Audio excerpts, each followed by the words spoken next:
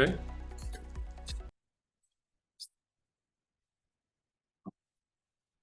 Go. Welcome to this roundtable. Also participants online. We welcome you to this webinar, the first webinar on role of flexibility in hydropower. Short, for those of you not familiar with the cost action.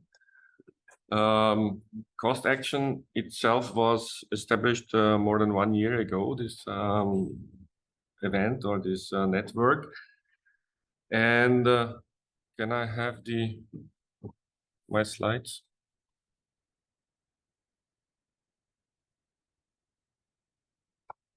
Press the button.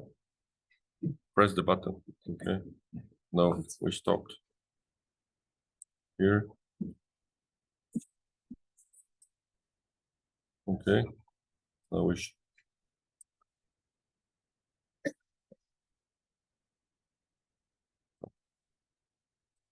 okay. No. Sorry. Okay. It would be too easy just to press one button. Yeah, my name is Alberto. I come from the Vienna University of Technology. The vice chair is Giovanna Cavazzini. You, the audience here as MC members, you know us since 1 year. The other participants probably not. We are leading this network. Just brief, what is COST? COST is cooperation in science and technology. And it's a very wide network. We represent 34 member countries from Europe, all over Europe.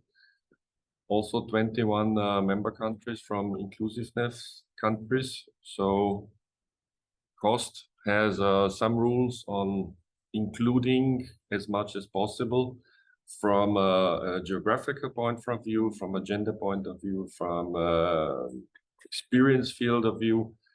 So it's a really huge network. We are more than 210 participants now, or members in different working groups. Those working groups you see here, we have 5 working groups from the original technical ones. Working group 1 dealing with flexibility, mechanical engineering, electrical engineering, and so on. We have a working group in this technology part, innovation, digitalization, those questions to be covered. Of course, as this hydropower cost actions on sustainability, working group 3, dealing with sustainability issues, climate change, adaptation, and so on. Working group 4, clean energy transition policy measures, and working group 5 is the holistic assessment, so the overarching overall clamp of the other working groups, and of course the stakeholder interaction, which is needed for the sustainability approach. And the ring is closed by some special coordinators for science, communication, and also capacity building, because we saw already in the application phase that it's not only a research task to fulfill, but also a capacity building task. Yeah, we are missing younger researchers in those fields, and we will try. The core group members leading these groups, working groups, you see here, where we are proud to have all young researchers in leading positions. You see a balance between gender, female and male. You see a balance between experienced researchers, young researchers, and of course a national balance between ITC countries and non-ITC countries. So this was especially part of establishing the group, and we are quite happy to have all those youngsters and also experienced on board. The special coordinators, capacity building, and of course we are giving some grants to young researchers for mobility, will be managed by our special coordinators. And this is from my side, just to introduce the cost action itself for those who are not so familiar with this network. And I will hand over now to Elena Vagnoni, known, I think, pretty wide in Europe already, coming from EPFL, from Lausanne University, and leading working group 1, and will be moderating now the roundtable.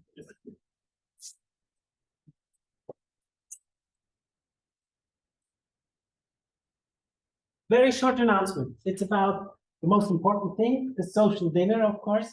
If you want to experience Iceland in the middle of the public call. Could you please make it to check what menu you want, and then so that I can order for tonight.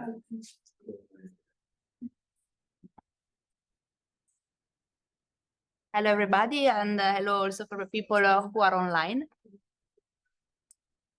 So welcome to this first roundtable for the cost action.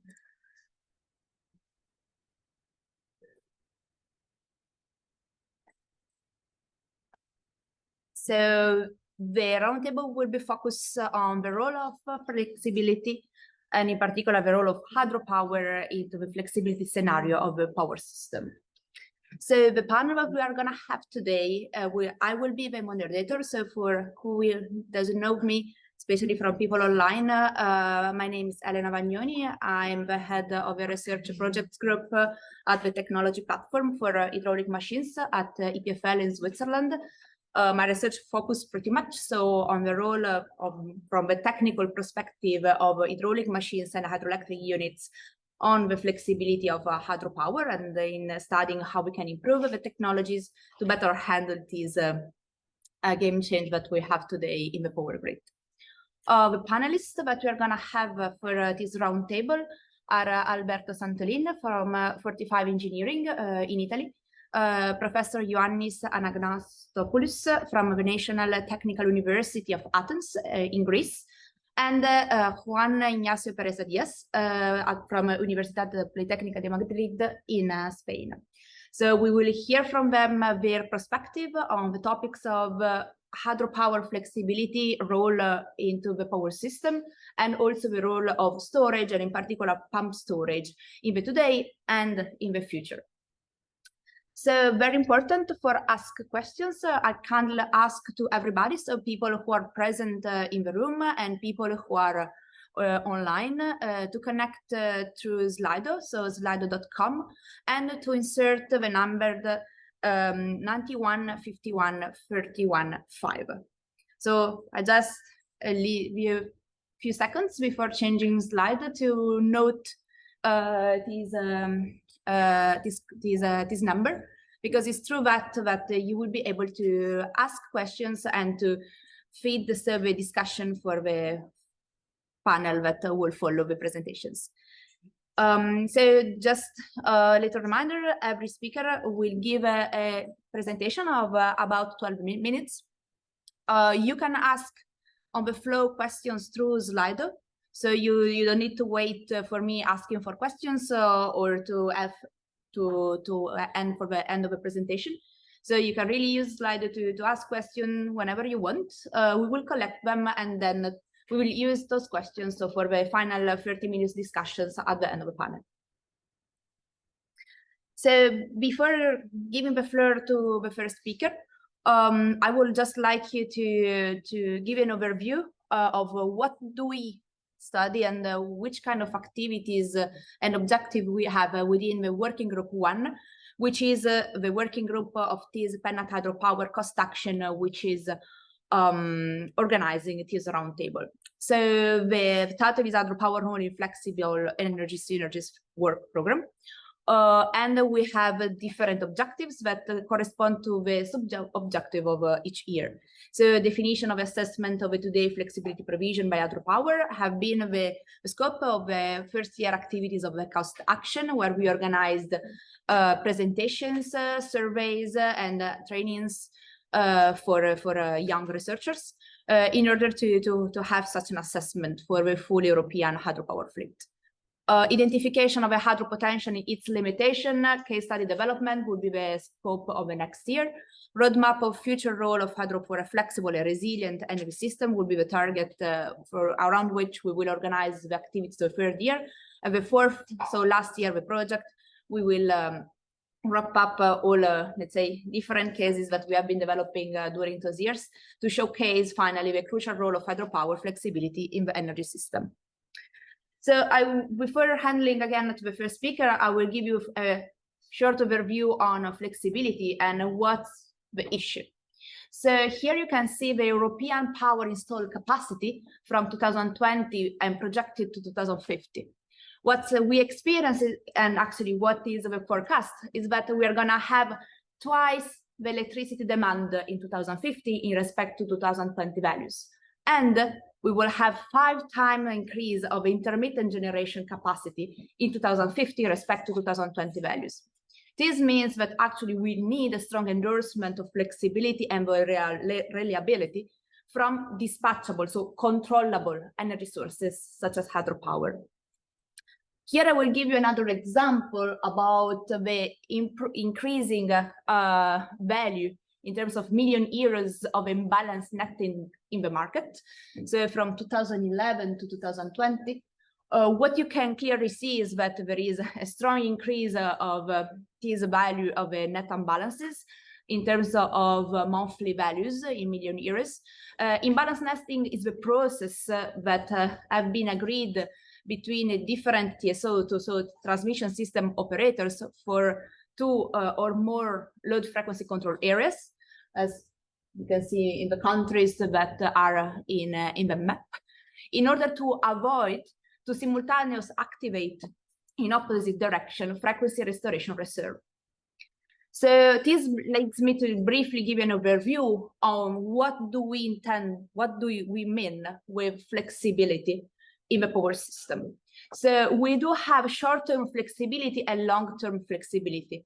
Short-term flexibility are all the different basket of ancillary services which are provided to the power system, to the grid, within from sub-second to few hours scenario. And in Europe, we do have a set of products that are available in many countries, are also remunerated. For the longer term, we do have ahead and intraday imbalances, adequacy for seasonal resources, and monthly and yearly adequacy provision. So this is the long-term flexibility.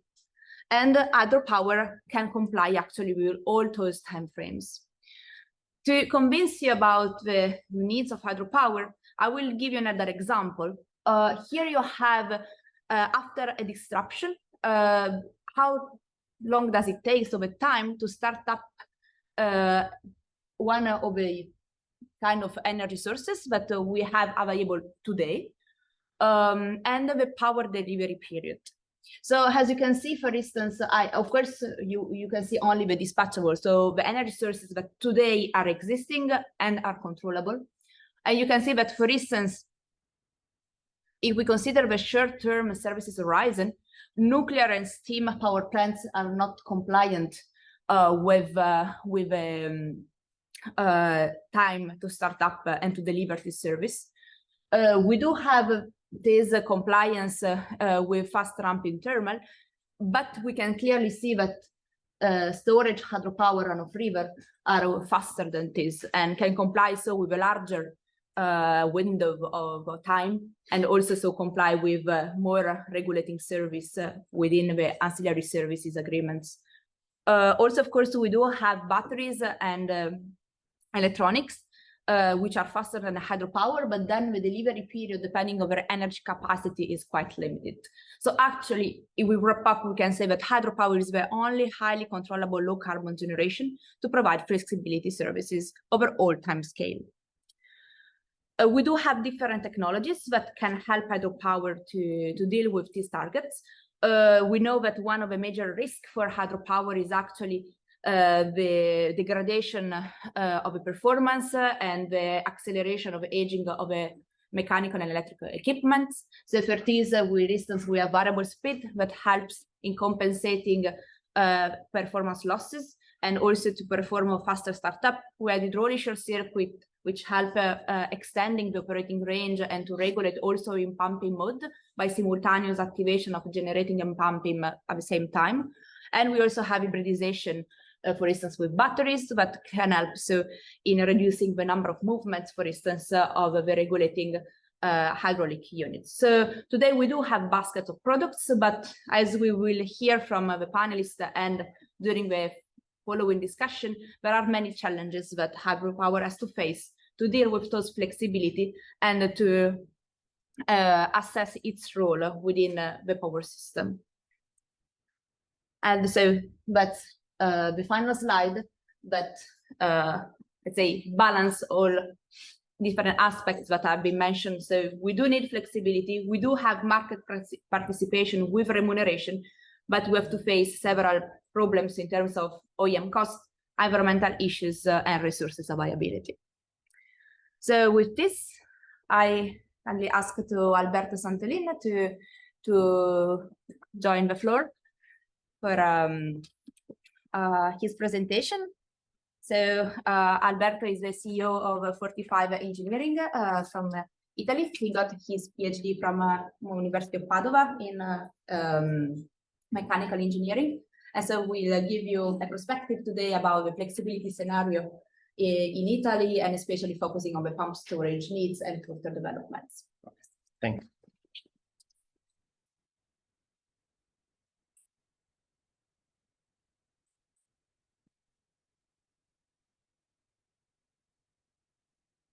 Okay.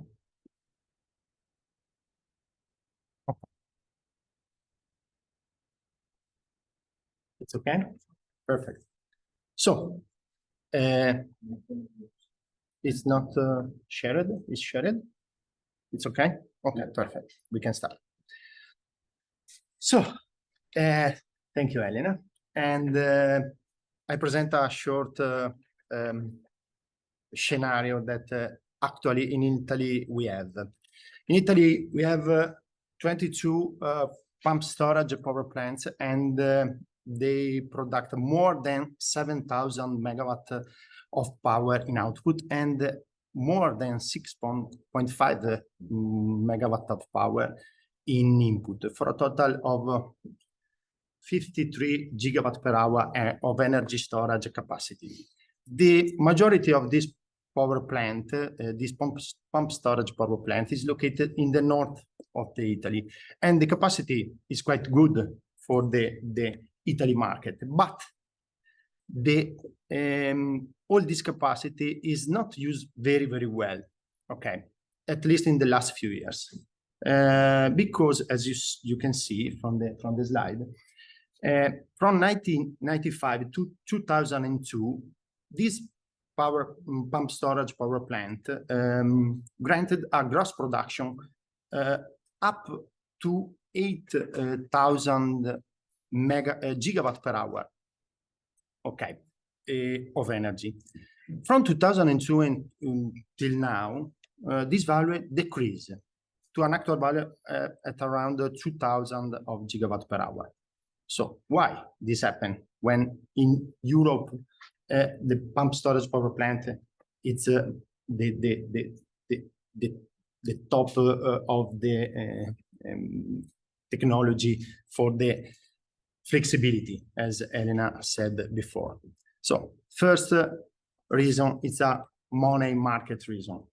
From 2010 to 2012 and 20, the spread, so the difference between the price, the value of the energy between peak and off-peak decreased to an actual value of 23 euro per megawatt per hour.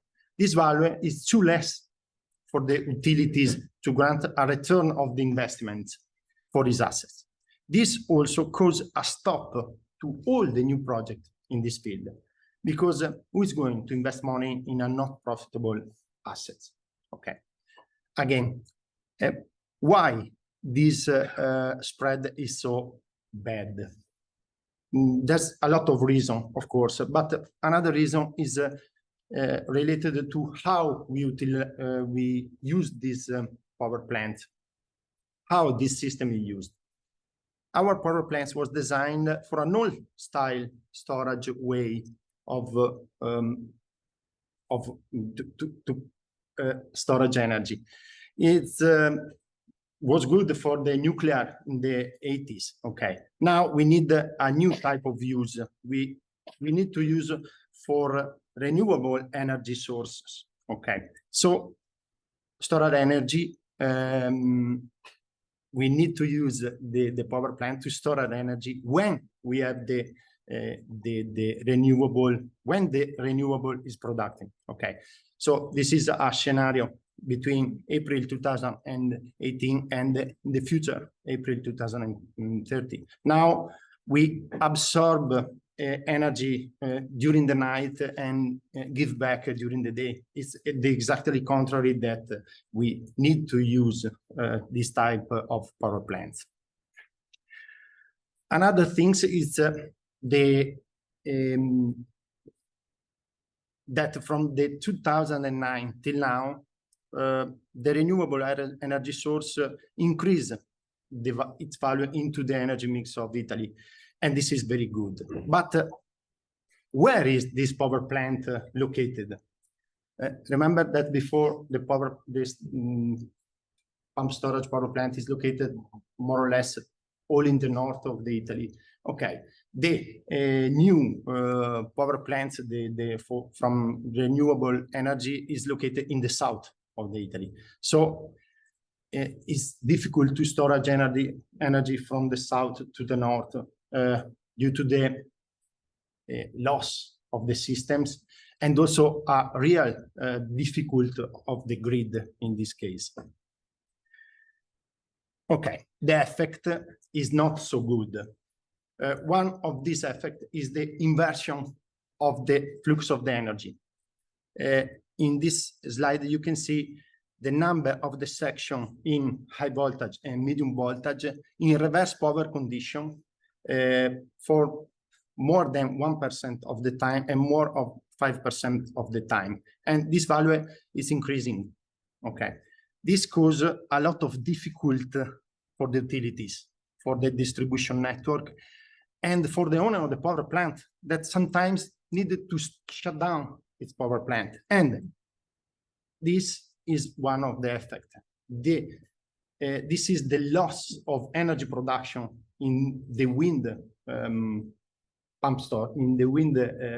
power plant from 2012 to now to 2020. And this is gigawatt per hour. It's a huge amount of energy that we did not use, we did not produce. Okay. So what are we doing in Italy to face this problem? We started to authorize and build a new pump storage power plant. And not only pump storage power plant, there's also a lot of battery energy storage system. It's more battery energy storage system than new power plants. But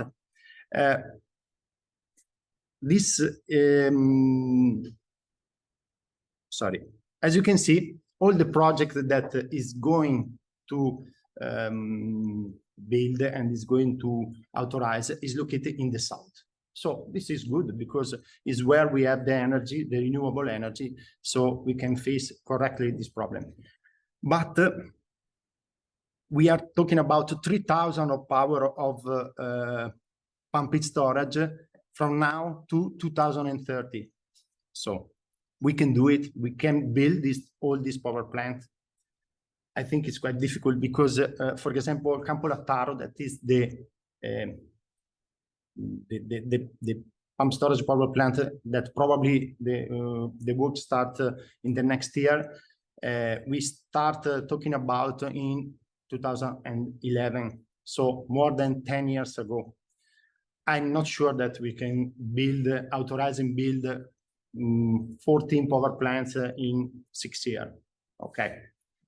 And this is not a very good thing, especially in Italy, where the timing is not so correct from authorization to build and so on. So we are in a hurry and we are very late about this. But there's also some other things that for me, it's very important.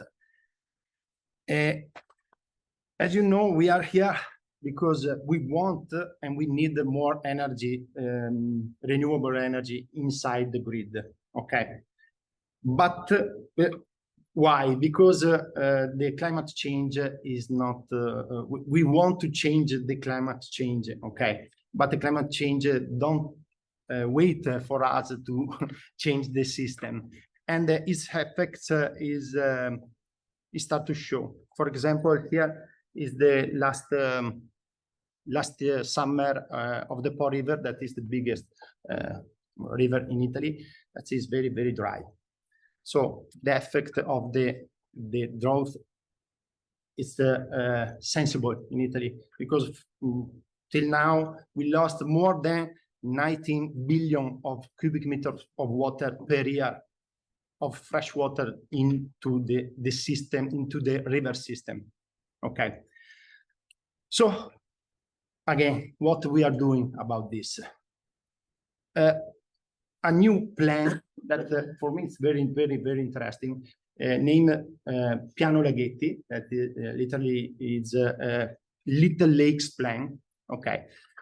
We want to increase the capacity to hold the water, that now it's about 11% of the total rain. Just to understand, in Spain is 35%. They can hold the water in about 35% of the total rain goes down during a year.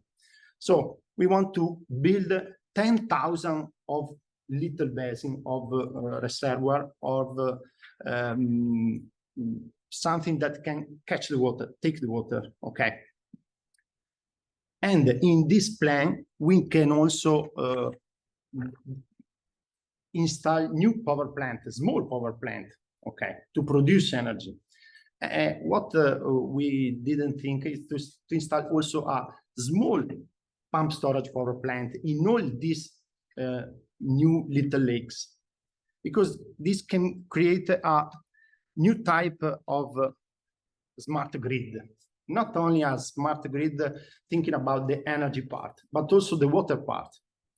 So we can face this climate change, and also with these needs of regulation, flexibility, and produce and new type of energy production, new way to produce energy from the renewable energy, with connect all each other. For example, another thing is to install a floating photovoltaic power plant over all these little lakes. Okay, the estimation of this plan, it's about 200 of gigawatt per hour, if we can do it, okay, in the future. So this is my vision of the future. It's to start to connect each other and to start to manage not only the energy part and not only the environmental part, not only water and energy as two separate things, okay, but to connect each other and start to think about a global smart grid of energy and water. How? Okay, that's it's not simple. So this Piano Laghetti Plus something more than a standard storage way of water. Okay, interconnection about all this part. Another thing is to think how to face the cloud burst that in Italy is quite dangerous now. Why we don't connect all the basin that we have, that we use for pump storage, to not only for the pump storage way, but also for the environmental part. And finally, for me, it's important to create a new platform that can measure the efficiency of water energy utilization with a new type of algorithm, something new that can reward the power plant that is very good and they work very well in all the parts, environmental, PSP, O&M, and so on. And okay, this is some reference about the data that I show you, and I finish. Okay. Thank you.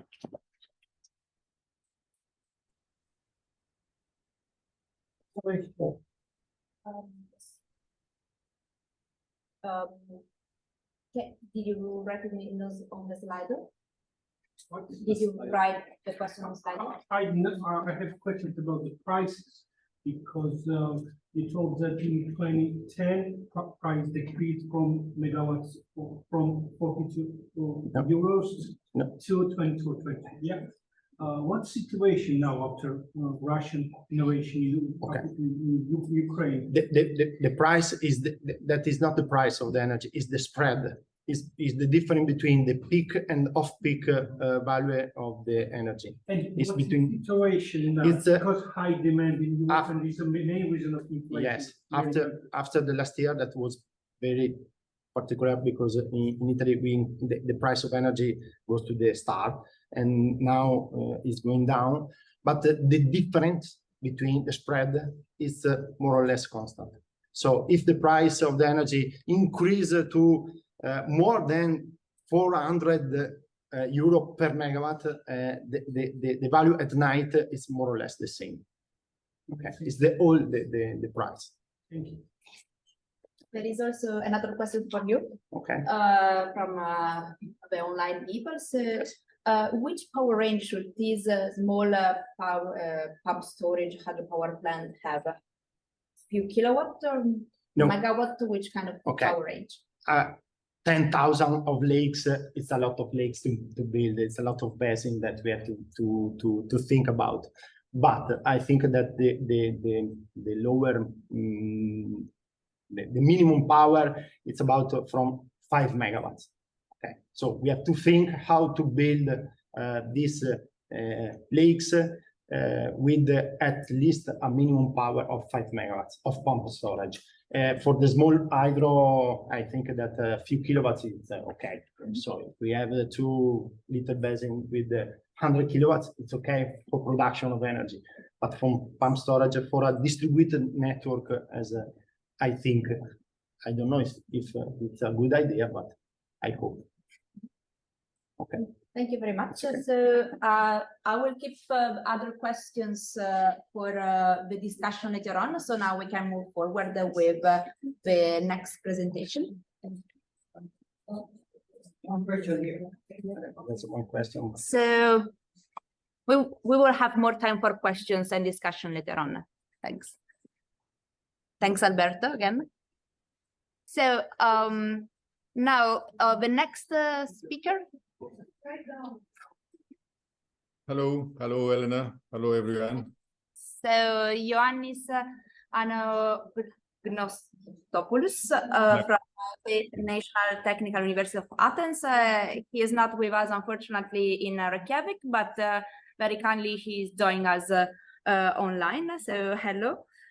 Just a short introduction of Ioannis. He is a professor in mechanical engineering at, as I say, the National Technical University of Athens. He's also the director of the Laboratory of Hydraulic Turbo Machines at this university and also a PhD in computational fluid dynamics. So Ioannis, the floor is yours. I'll let you share the slides. Okay. At the moment, it is not able. Okay, you can try now. No, host disabled, participant screen sharing. I don't know. I think I can make this.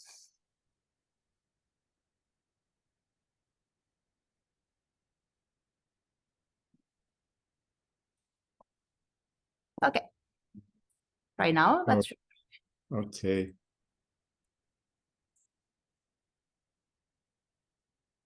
Perfect. We can see it. Thank you, Ioannis. Right. Thank you, Elena. Hello, everyone, again.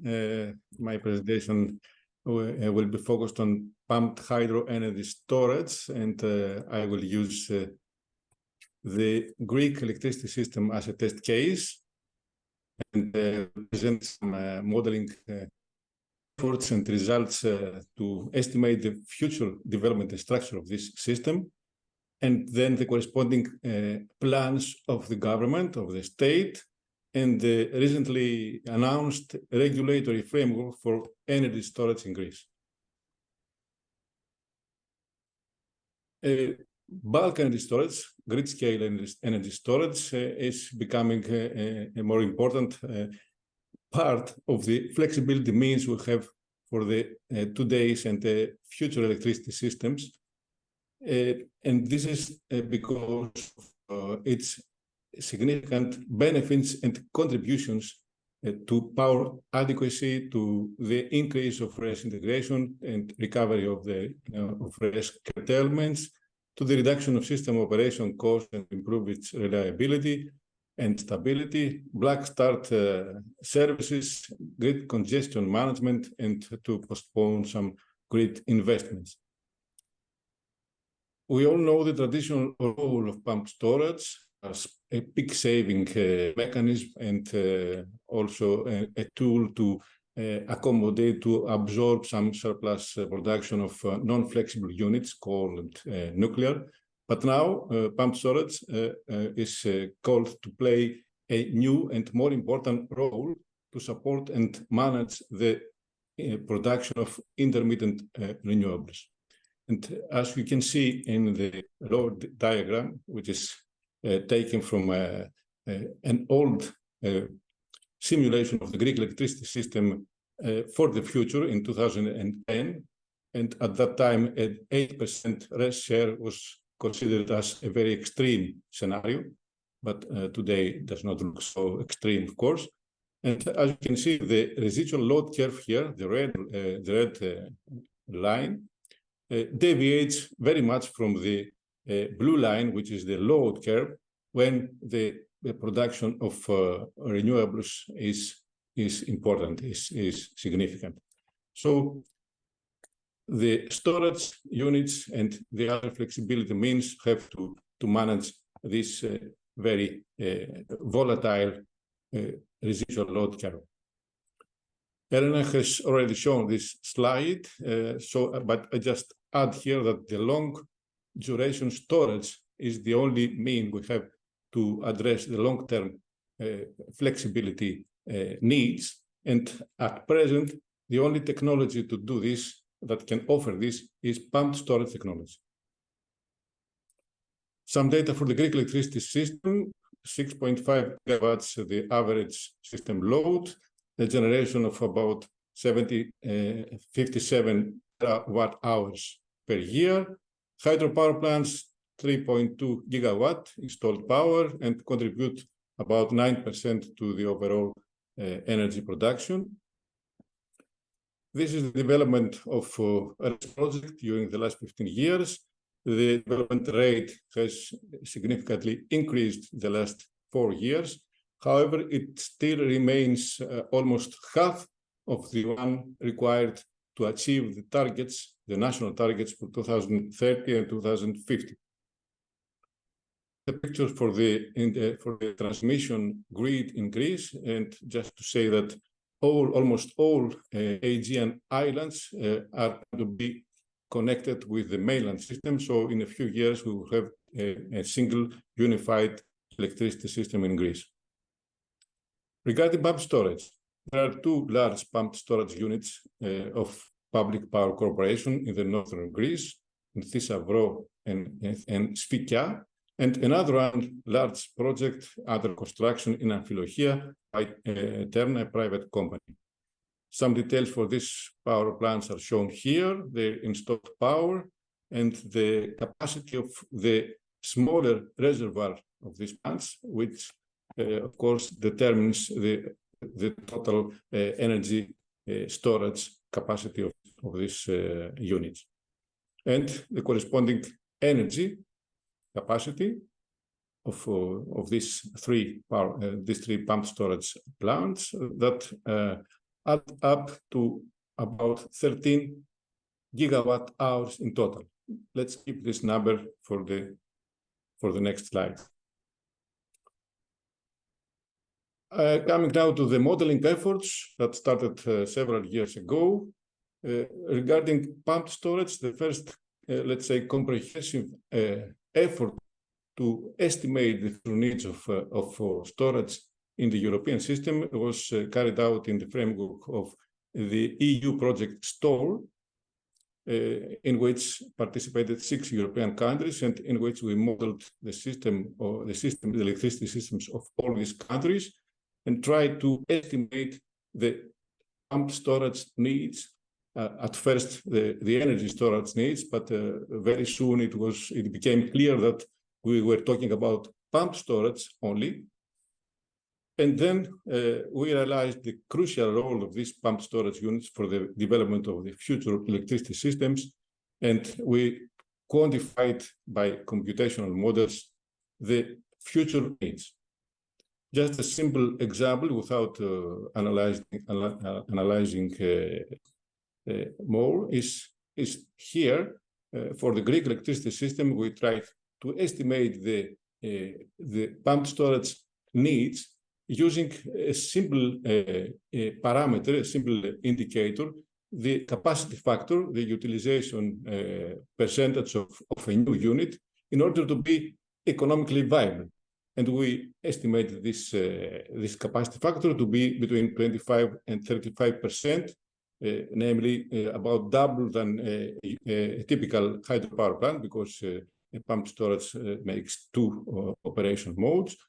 And we estimated this very easily, this amount about 5 gigawatt hours, which is very close to today's plans and forecasts for the future. The second effort, important effort, was made by a colleague of mine, Professor Stavros Bothanasiou at the NTUA, for the Greek regulator. In 2020, he tried to find the optimum blending between pumped storage and batteries for the electricity system of Greece by 2030. With the parameter, the total installed power between 1 and 2 gigawatts of storage. And just see here that the results show that 500 megawatt of batteries are enough in any case to obtain an optimum system. And this shows the superiority of pumped storage against batteries in terms not only to operation, but also to economic benefits of the electricity systems, at least of the Greek electricity system. And finally, one year before, in 2019, I made this presentation with the results of my team in an economic forum, assuming that we are now in a year 2000X, where when the entire production will be from renewables in the Greek electricity system. We estimated the power blending of this future hypothetical system, and the electricity needs about double than today's electricity needs in Greece, and then used real production and consumption time series data, hourly time series data for the past 10 years. And all this data were normalized divided by as an average day energy consumption, which for the future is estimated to about 300 gigawatt hours. This diagram now shows is split into 2 regions. The upper region is the surplus rest production that cannot be stored, so the curtailments, but the lower part is the additional energy that we needed to operate the system. So it is equivalent to the energy deficiency of the system. As you can see, these peaks, these negative peaks are very, very, very large, more than 10 days of production. So this is an impossible scenario, but in order to make it more realistic, we can do 2 alternative things. At first, we can increase further the installation of wind and solar units. And the second scenario on the right is to retain a substantial amount of natural gas units and imported energy from the neighboring countries. And in both cases, we achieve to reduce this storage needs to about to an order of 1 or 2 days of consumption. That can be feasible, but of course, only with long duration storage. Long duration storage exists or can be installed in Greece in several locations. And this is just 2 examples of the most interesting of them between the 2 pairs of reservoirs of existing hydropower plants of Greek Power Corporation, of Power Corporation. These 2 pumped storage plants can add up to an amount of about more than 80 gigawatt hours. So we are now with these plants can approach the target of the order of 1 day of energy. And now some corresponding plans of the National Energy and Climate Plan, which announced a few months ago in Greece. And according to this plan, the installation of new units will be more than double between today and 2050. This is in accordance and compliant with the European plans, of course. And regarding the renewables, wind and solar installations are expected to increase very much, more than 500%. But unfortunately, this is not valid for hydropower. Here, the target is very disappointing, and the foreseen increase for hydropower is only 50% than today's amount. Even more strange are the plans for me, of course, are the plans for the storage. The storage, as you can see here, is directed almost entirely to hydrogen and batteries.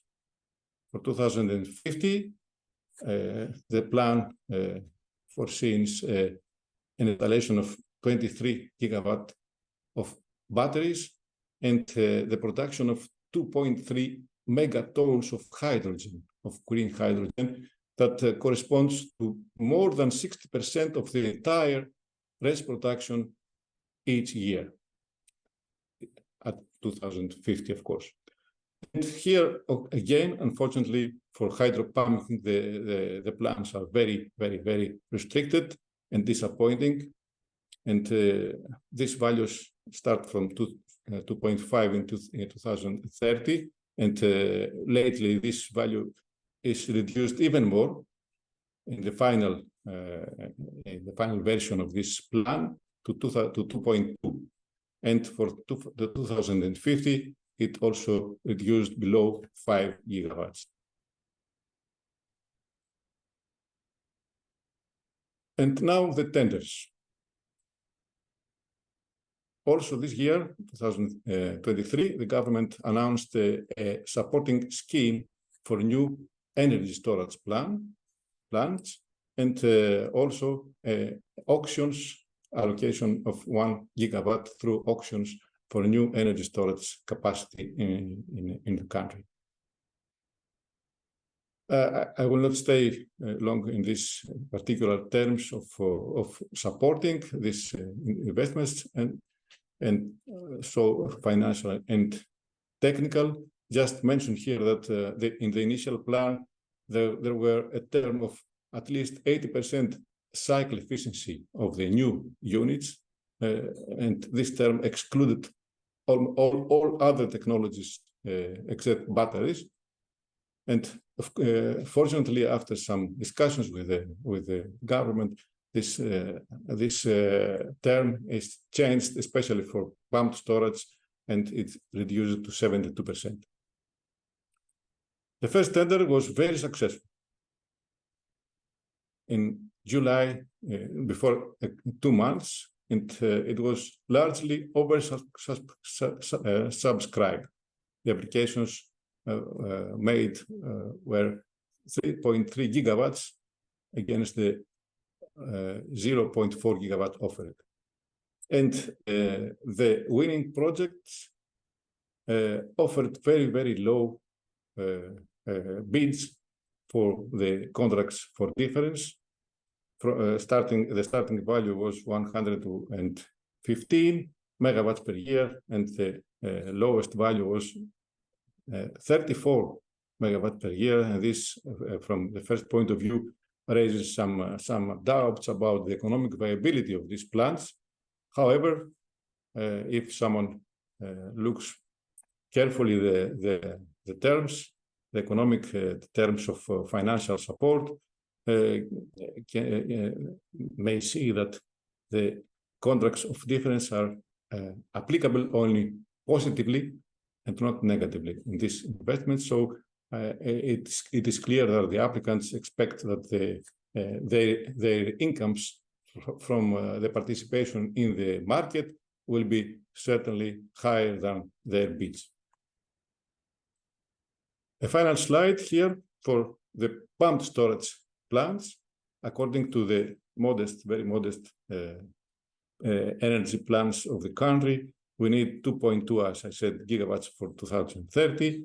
And so we need more than today's installations, 1.4 gigawatts. And this is very easily to be achieved because the new plant of thermal energy, as I said, will add 730 megawatts, and the public power corporation designs and have in track 5 new pumped storage plants of total capacity 1.4 megawatts. Also in Greece, there are several other possible additions to existing hydropower plants, as identified in an older study in 2010 by my colleague John Stefanakos, and as I said, several other locations in Greece for long duration pumped storage to improve both the power but also the energy capacity of these units. For the conclusion, I just say some more general comments regarding the future electricity systems, and particularly in Greece, but also applicable to other countries as well. If we want to decarbonize the energy system and eventually to stop using any fossil fuel power plant, we just need more and more renewables, solar, wind, and others. And we need them as fast as possible. For a stable, safe, and reliable energy system, green energy system, we need more hydropower plants. We need energy storage, but at adequate and not excessive size and capacity, and the optimum blending between technologies. And also, of course, we need more powerful transmission lines and interconnections. To achieve, especially for Greece, if we want to achieve long life solutions and high domestic added value and know-how, we must promote pumped storage against batteries. Pumped storage technology will add significant value to the country. From the side of consumers, if we want to minimize the energy transition costs, we need tenders, but carefully designed tenders. And in order to exploit just some of the remaining excess rest production, at first we have to be used to the idea of very large quantities of rest production that cannot be absorbed. So if we want to exploit at least some of this quantity, we can just let the potential investors in long duration energy storage to select the most feasible and viable technology to do this, between pumped storage or hydrogen, of course, because the batteries cannot offer this service.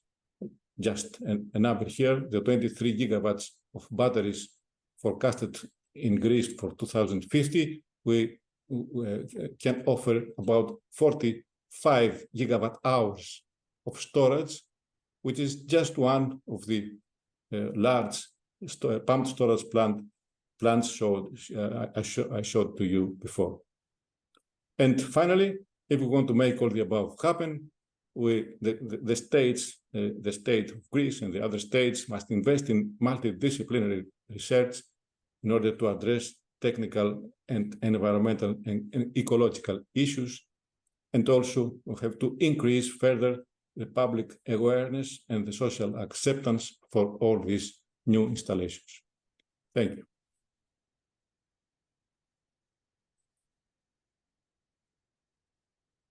Thank you very much, Ioannis. So a quick question for you. So a quick question for you. Sorry, yeah, here. So given recent events, are there any plans or let's say already processes for building new hydropower reservoirs considering flood risk management? Yes, of course, there are several positions. And there are also some already constructed reservoirs that are not operating today because there are some problems with their environmental license and some delays. Yes, in Greece, the environment, the topography of Greece, it has a lot of mountains, so there are a lot of places to develop new reservoirs, either for water storage or for production of electricity. Thank you very much, Ioannis. So I will keep the next questions for the final discussion. So we will pass to the last speaker of the panel. So Ioannis, are you online? Yes. Sorry. Perfect. Hello. Can you Hello. hear me? Yeah. We can hear you very well. So Juan is an associate professor at the Technical University of Madrid, where he worked since 2008, as a professor. So his research interest include the application of optimization methods to the generation scheduling of electricity management, storage system, and the analysis of the system frequency control under high penetration of renewable energy and storage sources. So Juan, the floor is yours. Okay. I think I had a problem. We see your screen, but everything it's in your laptop. Okay. Can you see my presentation? Yeah, we can see it well. Thanks. Okay, thank you. Well, hello everyone. Good afternoon. My name is Juan Ignacio Pérez Diaz. I work as associate professor at Universidad Politécnica de Madrid, and I will give a short presentation with two sections, announced in the agenda of this meeting. In the first section, I will speak briefly about flexibility impact on hydropower exploitation. And in the second section, about the importance of pumped storage in the European fleet, and more particularly in Spain. So first of all, in the first section, I would like to stop a little bit, to halt here, to see the motivation for the flexibility. So in this section, I'm going to talk about the impact of flexibility, but first I would like to talk again, because Elena mentioned this in her short presentation. I would like to talk again about the motivation or the motivations for flexibility. The most widely mentioned motivation, but not the only one, is this one, or can be summarized in this slide. We are in the transition from a grid in which most part of the generation is synchronous, and we are going towards a new grid in which most part of the generation will not be synchronous. We will have more variable renewable generation coupled to the grid through inverters.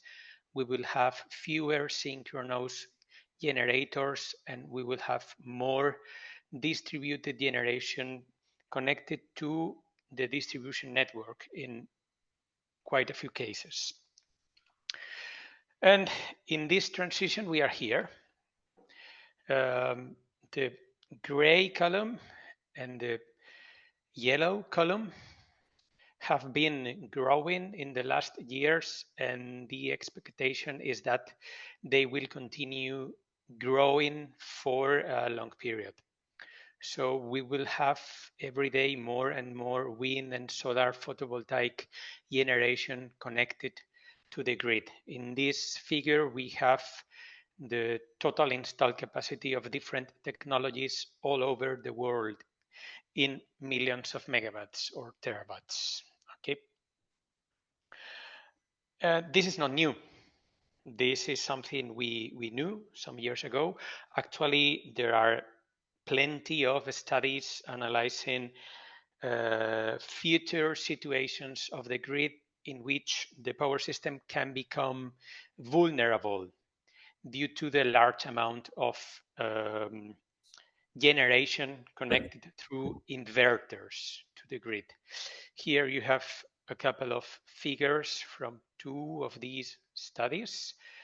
The one on the left-hand side is a study focused on the Irish power system, and the one on the right-hand side is from a study focused on the Australian grid, in which we can see that above a certain amount of non-synchronous penetration, we can have a vulnerable power system in terms of inertia, of synchronous inertia, and in terms of rate of change of frequency following any n-1 contingency event. Those were studies, but it's a long time ago since we have evidences of this problem, which motivates the need of flexibility. On the left-hand side, we see the frequency, the minutes outside the normal frequency range in the Nordic grid in a period of time, and we can see how it increased, and it is continuously increasing.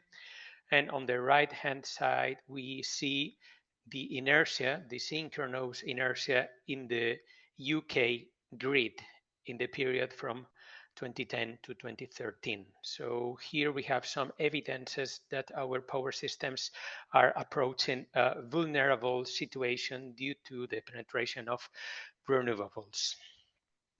And how this impact on hydropower. This impact in different ways.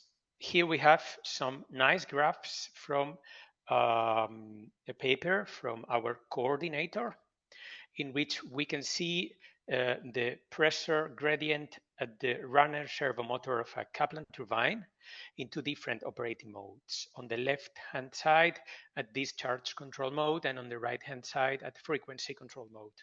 It is clear that the pressure oscillations increase significantly when this run-of-river hydropower plant changes from discharge control to frequency control. So this may have an impact on the fatigue, on the damage due to fatigue of the Kaplan runner. Here we have on the left-hand side the frequency in the Nordic grid in green color, and in blue And red color, we have the guide vanes opening, measured and simulated, respectively, of a hydropower plant equipped with a Francis turbine.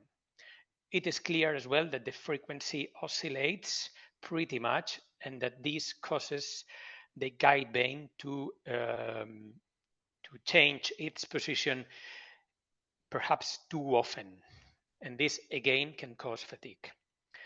So we can find fatigue on the runner, we can find fatigue on the regulating mechanisms like the wicket gates or the runner blades, but we can also find fatigue on the penstock. On the right-hand side, we see the damage, the accumulated damage in a specific portion of the penstock of a hydropower plant in Switzerland equipped with Pelton turbines, when this hydropower plant does not provide any ancillary service, and when it provides only secondary control, and both primary and secondary control. As you can see, the accumulated damage in different sections of the penstock increases significantly due to the participation in these frequency controlled ancillary services. This is something known. We know that depending on the operating region of a turbine, we can find more or fewer pressure pulsations. So on the left-hand side, we have another graph from our coordinator, from a paper by our coordinator, in which we can see the mechanical stress in different operating regions of a medium head hydropower Francis turbine, sorry. And on the right-hand side, we see a graph from other paper in which the authors translated this into accumulated damage in different operating regions. So we see that the main motivation is the increase in the penetration of renewables, and we see that this can have an impact on the fatigue of different elements in the hydropower plant. But there are other motivations like weather. Here we see an image of the polar vortex, which created the storm Uri in the United States in February 2021. This storm caused, in turn, several blackouts in the power system operated by ERCOT in Texas, in the Texas interconnection. Here we have some figures summarizing the problems they found. The storm started on the 13th of February 2021, and on the left-hand side we have a short graph of the frequency on the 15th of February, in the most severe period of the storm. Here we can see several cascaded outages of different power generation units, mainly wind units, as you can see on the right-hand side, and natural gas units due to the freezing temperatures. In Texas, they had a short period, 4 minutes, if I remember well, outside the emergency frequency range, but fortunately it was not more than 9 minutes, and they managed to avoid further problems. And on the right-hand side, we can see the technologies that were tripped due to this weather event. And as you can see, many wind units tripped due to the freezing temperatures and wind gusts, and many natural gas units tripped as well, because even the gas network got freezed in some parts of the power system. And what did hydropower do during this extreme event? Hydropower supported power system operation. In blue color, you can see hydropower generation in the Texas interconnection in 2021 compared to hydropower generation in 2020 and 2019. And as you can see, hydropower plants in the Texas interconnection increased their power production. So hydropower can contribute to increase the system's resilience under extreme events like this one. But the weather produces also non-extreme events, seasonal events, like the one which is summarized in this graph. Here we have wind power output in the Texas interconnection in 2016, grouped by 1 week time blocks. As we can see, there are many consecutive weeks in which we have wind deficit and many other periods in which during consecutive weeks we have an excess of wind production. So all this together poses different challenges. So this slide is just aimed for discussion. I see challenges, of course, in the operation of these power plants, of course, in the maintenance of these power plants, but also in the planning of new power plants or refurbishment projects. When I say planning, I do not mean operational planning, I mean capacity expansion planning. And I see also challenges in the design. Project promoters will have to provide technical specifications every day, more and more demanding to the turbine manufacturers in order for the new turbine to meet the more demanding requirements of the power system and to make the project feasible. But this altogether brings as well some opportunities, such as, for example, participation in new markets. In some countries, capacity mechanisms are back, in some cases to stay for a long period. In some countries, subsidies as well, and in several places, synergies with other energy storage technologies like batteries. Some examples of these opportunities, which are V-sized already, can be seen in these final slides. So EirGrid implemented the synchronous inertial response service several years ago. On the upper graph, you can see an illustrative example of the synchronous inertial response that EirGrid is expecting from the providers of this service. On the lower graph, we can see the results of the T-4 auction, so energy to be delivered in 2026 of National Grid's capacity market. National Grid is the power system operator of UK on the 21st of February this year. And as you can see, hydropower was granted some capacity share in the UK capacity market. In the US, the power system operator PJM proposed recently incentives for black start units, and for the first time they specified the requirements for hydropower units to participate in the black start service, as many natural gas units are being participating in the last years.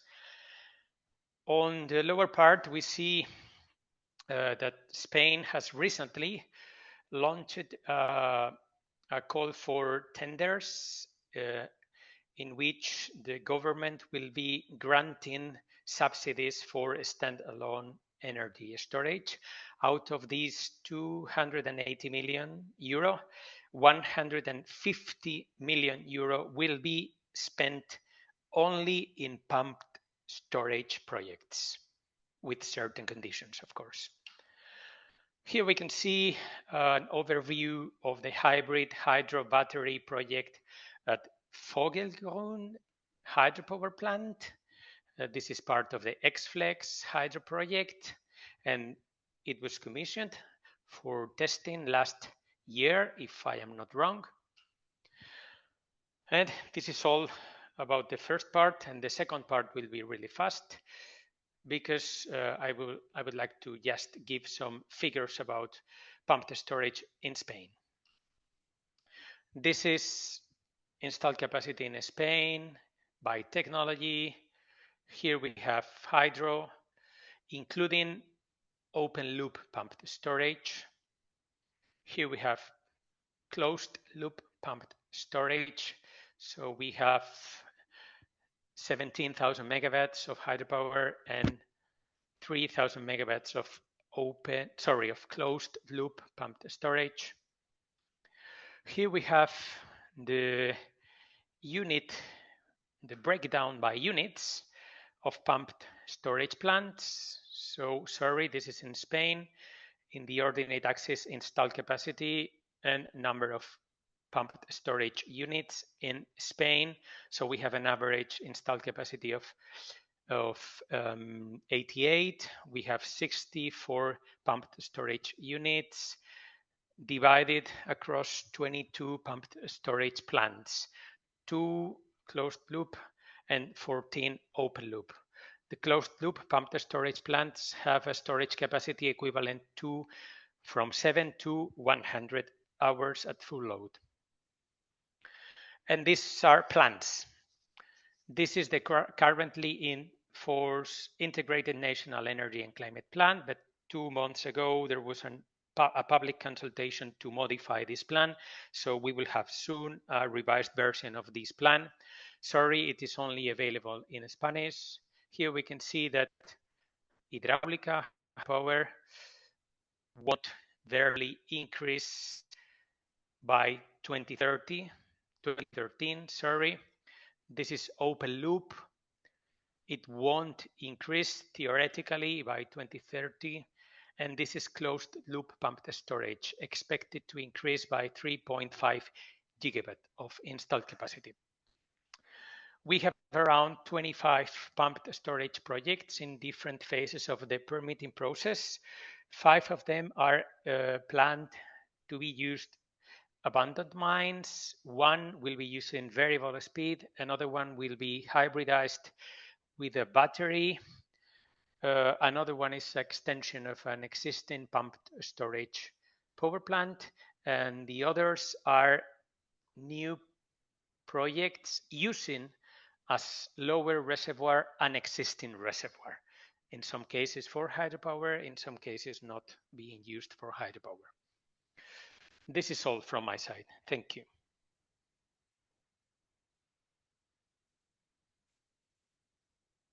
Thank you very much, Juan. So I will now open the floor for questions. So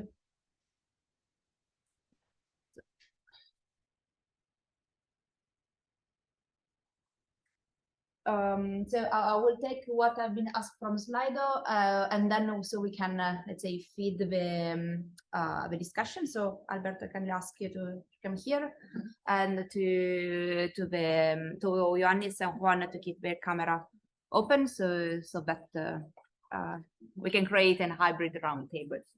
So there are 3 main topics that I believe have been brought today in the discussions. From, let's say, a general perspective. One is the cost for OEM, so how much wear and tear we can save, how much equipment damage do we have because of this flexibility for hydropower. The second is, what about the environmental impact? What about the hydrology concern in using hydropower in a more flexible way, and also with an increased power capacity and storage capacity? And the third, how do we combine these with a hybrid solution? So I will pop up maybe the first topic about wear and tear and the different let's say saving that we can have in using different technology. So here the question would be how hydropower equipment life cycle regarding wear and tear or other generation equipment are affected. So I don't know if Alberto, you would like to give your perspective about how these OEM costs do increase, or what's, let's say, the impact of flexibility on the different equipments, and what's the most affected if we have to do this kind of study. Yes. Okay. For me, the O&M, it's a central part of this discussion, because for for example, in Italy, we have a lot of pump storage, but was very old, sometimes more than 50 years. And from the civil point of view, dams needs maintenance, and also the basin needs rapid maintenance. So there's an issue about the status of the reservoir. And so I think a big part of the investment must focus on this part, not only on the civil part, of course, but also on the mechanical part and in the electrical part. Probably, I don't know, a big percentage of this investment must focus in a clear specific part of the O&M. Thank you very much. Okay. Yeah. And yeah, I also saw a few comments about how much wear and tear, for instance, we could save with hybridization with batteries. True that when we have multiple regulations, for instance, of the components, we will increase so the number of movements, the transit situation, etc. So, for instance, in a recent study that we did within the Reykjavik Hydro project, we saw that thanks to battery, we could deal up to a reduction of 90% of mileage of both guide vanes and blades for a run-off river turbine that has total flow 365 days in a year. So it can be really interesting to see how the hybridization of different components can lead to a reduction of wear and tear while keeping the flexibility and improved flexibility of a hydropower plant. And to this, so I will go to another question that have been asked on the topic, for instance, of comparison of pump storage with batteries. So this, I believe it's addressed mainly to Ioannis. So is there a main reason why pump storage is disadvantaged compared to battery in Greece? Environmental concern, economic feasibility, others?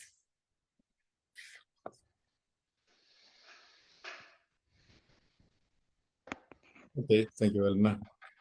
As I said, from an economic point of view, at least the latest studies show that the cost of power of pumped storage plants is equivalent with that of batteries. And we expect that in the next tenders in Greece, some of these pumped storage plants will compete battery projects at the same terms.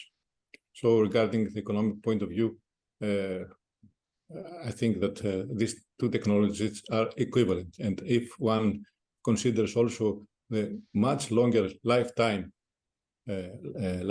of pumped storage and compared to batteries, then I think even from economic point of view, the first technology is superior. Now, regarding now the operation, of course, for very short response, batteries are much better than pumped storage. And for this reason, a combination of these two technologies is necessary, but at the optimum blending. Thank you very much, Ioannis. So just quickly to conclude the topic about the different questions that have been raised on hybridization. So another question for Alberto, you mentioned floating PV in your presentation. Is there in Italy some opposition from environmentalists about harmful influence on lake water ecosystem? Okay, there's every time you do something, there's some opposition. So in this case, I think that floating PV, it's a really good solution to obviously not to cover all the lakes, but a part of the lakes, and there is no issue about the environment from the environmental point of view. Obviously, we need a regulation that means something very good, not to use material that can create pollution or something like that. But it's a good idea, in my opinion. And there is no environmental issue for floating PV. Okay. Thank you very much. And a question this leads, I would say, to considering not only the electromechanical equipments or different hybrid solutions, but also to consider the environment and the ecology perspective. So for this, Juan, there is a question for you, and so I would like to have a couple of arguments from your side. Extreme events and seasonal changes create challenges and opportunities. Can actually hydropower facilitate the optimization of a water energy food nexus? Yes, I think so. Actually, a proof of this is what happened in Texas. And with a proper operational planning, it's possible to make existing hydropower plants and new hydropower plants operate in such a way that the whole system, both the energy system and the water system, can withstand extreme events and both become resilient. But it's important to incorporate operational criteria in order to cope with the uncertainty and the severity of these extreme events. Mm-hmm. Thank you very much. And so I have a question here from the audience of people who are in Iceland. So that's again for Alberto. So there were a big amount of small hydropower plants in Serbia, especially with a water spring, because it would affect ecology of the region. So my question would be, this idea of building thousands of micro hydropower plants, was this discussed with ecologists in Italy? And would this be a competition with irrigation? Okay, so there is not thousands of power plants building in Italy with this piano laghetti. It's around more or less 100. Okay, because not every lakes could be useful from the energy point of view, but of course, there's a lot of discussion with the ecologists in this part. And from 2008 to 2015, in Italy, more than 3,000 of small hydropower plant was constructed. Okay, and from 2013, a lot of new regulation was put inside the system to create a real barrier of the small hydropower. Okay, so the new ecology flow regulation, a lot of issue about this type of power plants, but it's okay. I think it's good to create a discussion about this, but this type of project, and I talking about this piano laghetti, is different because this basin is not created inside the river, it's outside the river. We want to catch the water outside the river. Okay, so it's quite different from this point of view. For example, I can bring an example. I have a customer in Guatemala where every small hydropower plant was created with two basins because they didn't work as a run of river. They only work as a basin power plant. And I talk about 1 megawatt to 10 megawatt. Okay. So I think it could be possible to mix these two possibilities in the small hydro. Thank you very much. Okay. And so again, linked to this and to the ecology perspective, and especially on the perception. So there is a question, is not addressed to anybody specifically. So whoever of the three panelists would like to ask, please go ahead. Rivers fall dry, reservoirs are empty, drinking water gets scarce. How do you think the public perception be improved to be positive for pumped hydro?